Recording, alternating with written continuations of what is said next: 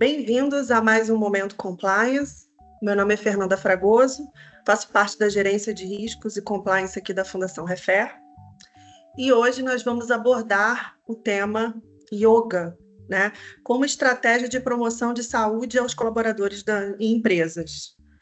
E hoje nós estamos recebendo o profissional Ronaldo Pedro, que iniciou seus estudos sobre yoga em 1998. Em 2002, finalizou sua formação em Hatha Yoga, na renomada escola de yoga Ananda Chandra, em Juiz de Fora. Em 2004, finalizou sua formação em Power Yoga, no Aruna Power Yoga, em São Paulo. Já direcionou práticas de yoga em diversos estúdios e academias no Rio de Janeiro. Direcionou workshops em algumas cidades do Brasil e hoje direciona práticas de yoga para os colaboradores da empresa Prio, uma empresa independente de óleo e gás. Bem-vindo, Ronaldo. Muito obrigada pela sua participação. Super obrigado, Fernanda. Uma honra estar aqui com você, podendo falar um pouquinho a respeito do que é o yoga para as pessoas. Uma honra, uma honra. Super obrigado por esse convite. Bom, Ronaldo, queria te fazer algumas perguntas sobre essa prática, né, de yoga. E a primeira pergunta é o que é, na verdade, a yoga e quais são as suas origens? Então, Fernanda, o yoga é uma prática psicofísica, onde a gente utiliza o corpo físico para atuar na mente. O primeiro registro dessa prática, a gente tem conhecimento a partir de um selo chamado selo de Pashupati, que é um selo que foi encontrado numa caverna em Mohenjo-Daro, no local do Vale do Indo, que hoje é o atual Paquistão. E esse selo representa um homem com 3 faces, uma voltada para frente e as outras 2 voltadas para os laterais, e ao entorno dele, alguns animais, algumas feras. Existem várias interpretações para esse selo. Eu gosto muito da interpretação que diz que a nossa mente está representada pelas feras que estão ao redor. E esse homem está ali tentando controlar os seus impulsos, seus pensamentos, o seu ego. E isso é datado de mais ou menos 2.400 a 2.500 antes de Cristo. Uhum. Então, a gente tem aí mais ou menos 4.000 anos, 4.000 e poucos anos já de yoga. Certo. Existem tipos de yoga, né, Ronaldo? Você pode abordar alguns tipos, assim, sucintamente, para a gente poder entender? Sim. A gente tem yogas que trabalham com o físico, e todos esses tipos de yoga são derivados de uma prática chamada Hatha Yoga, que é o yoga tradicional. Uhum. E a gente tem umas práticas mais espirituais dentro do yoga, onde nem sempre se utiliza o físico. Dentro do Hatha Yoga, a gente pode mencionar Vinyasa Yoga, Power Yoga, Ashtanga Vinyasa Yoga, Iyengar Yoga. E qual seria a diferença desses tipos de yoga? Hatha Yoga é o tradicional, é uma prática onde o praticante realiza uma postura e aí ele permanece nessa postura por algum tempo. Respeito à postura, ele vai relaxar um pouquinho e vai executar outra postura. No Vinyasa, a gente já tem uma prática mais dinâmica, mais coreografada. Também envolvendo as mesmas posturas do Hatha Yoga, porém, como eu já disse, uma prática mais movimentada, mais coreografada. A gente tem o Power Yoga, onde a gente trabalha com 2 estilos de yoga, que é o Iyengar Yoga, que é responsável pelo alinhamento nas posturas, o alinhamento minucioso das posições. Inclusive, o Iyengar, ele utiliza acessórios para ajudar o praticante a conseguir realizar determinada posição com eficácia.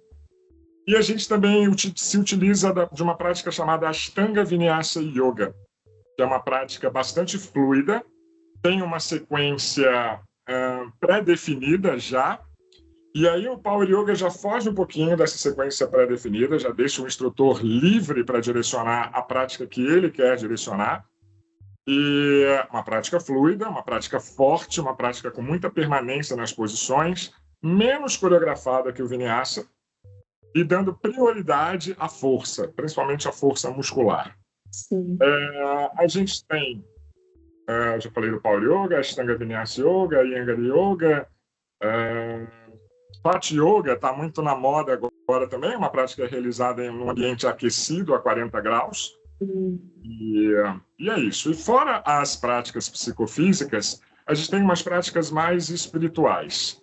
Por exemplo, a gente tem o Jnana Yoga, que é uma prática onde o praticante toma posse de alguma escritura sagrada, seja a Bíblia, seja a Torá, seja o Bhagavad Gita, seja os Vedas, e ele vai estudar essa escritura e vai internalizar essa escritura. A gente tem o Bhakti Yoga, que é um yoga devocional, normalmente muito bem representado pelas igrejas nos dias de hoje, pelos templos, pelos centros, enfim, onde a pessoa escolhe um santo, uma divindade, e vai agir na sua vida de acordo com os ensinamentos daquele santo, daquela divindade. A gente tem Jnana Yoga, Bhakti Yoga, a gente tem o Raja Yoga, que é um yoga bastante meditativo, onde tem um pouquinho do Hatha Yoga, mas a prioridade é a prática de meditação. Deixa eu ver, Karma Yoga seria o último yoga espiritualista, que é uma prática de caridade, a gente pode traduzir como isso, sabe? A pessoa que resolve se doar para o outro.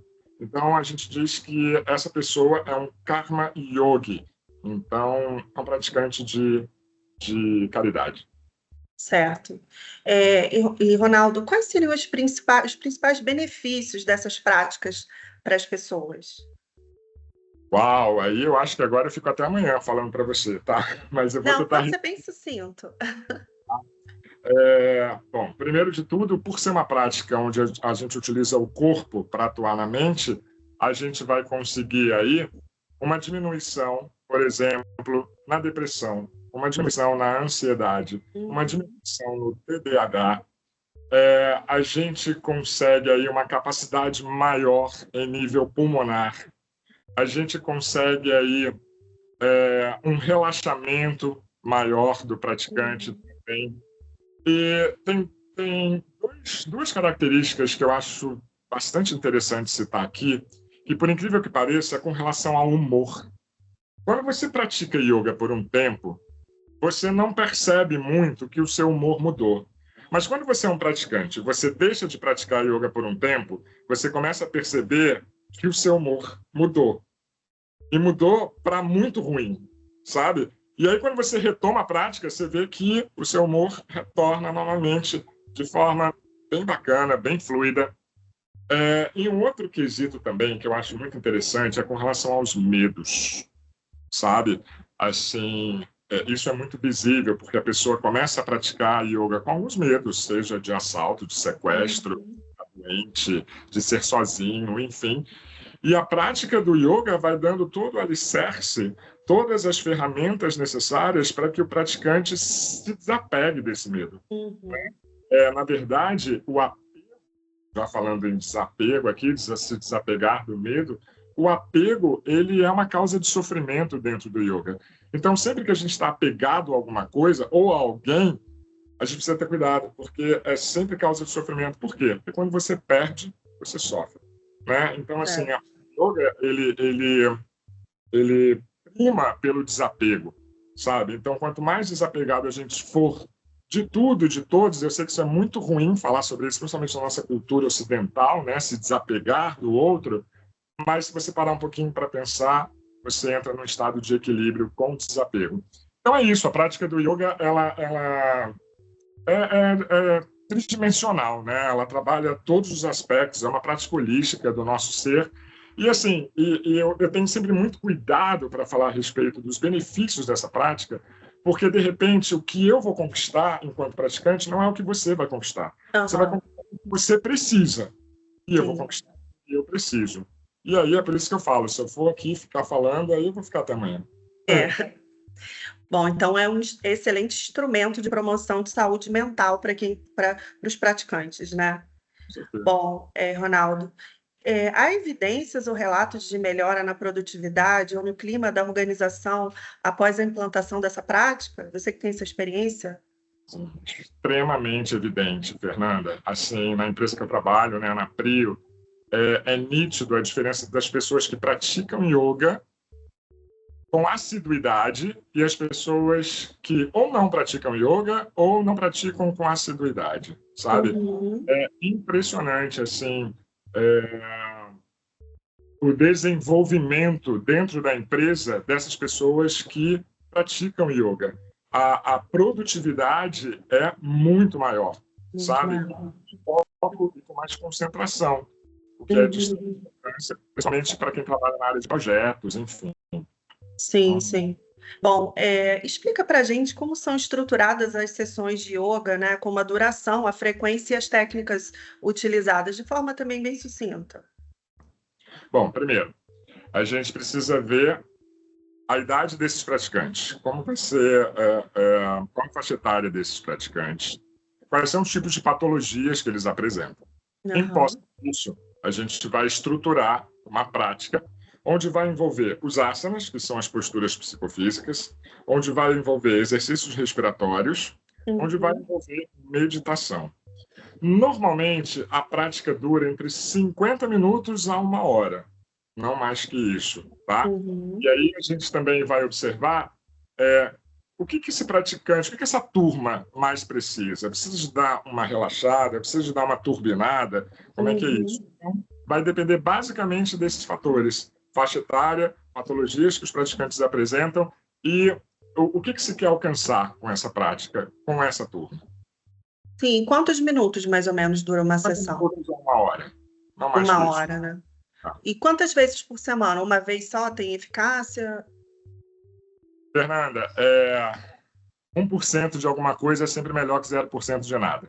É Mas eu verdade. sempre falo para as pessoas, se você pode praticar 5 a 6 vezes por semana, faça isso. Mas É, se não pode, 1 vez por semana, tá valendo. sim. Bom, E por fim, Ronaldo, é necessário algum tipo de equipamento, de espaço específico para a pessoa praticar yoga? não, assim, a gente precisa de uma sala, Uhum. mínima que seja, vazia, que tenha silêncio ao redor, né? Que seja uma sala intimista, onde as pessoas se sintam bem, à vontade ali dentro para estar realizando a prática.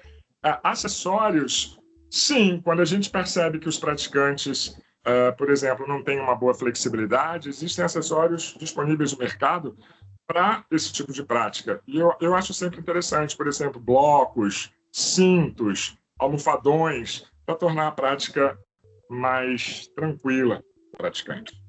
Sim. É, Ronaldo, e por fim, para a gente finalizar, você teria algum conselho, alguma recomendação para as pessoas que estão querendo iniciar a yoga? Gente, pratiquem yoga.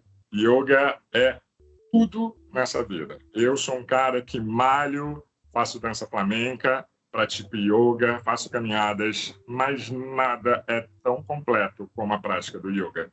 Para o corpo físico, para o corpo mental e para o espírito. Então, pratiquem yoga. Bom, muito obrigada, Ronaldo, pela sua participação mais uma vez.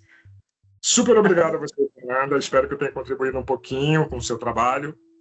E é isso. Com certeza. Obrigada.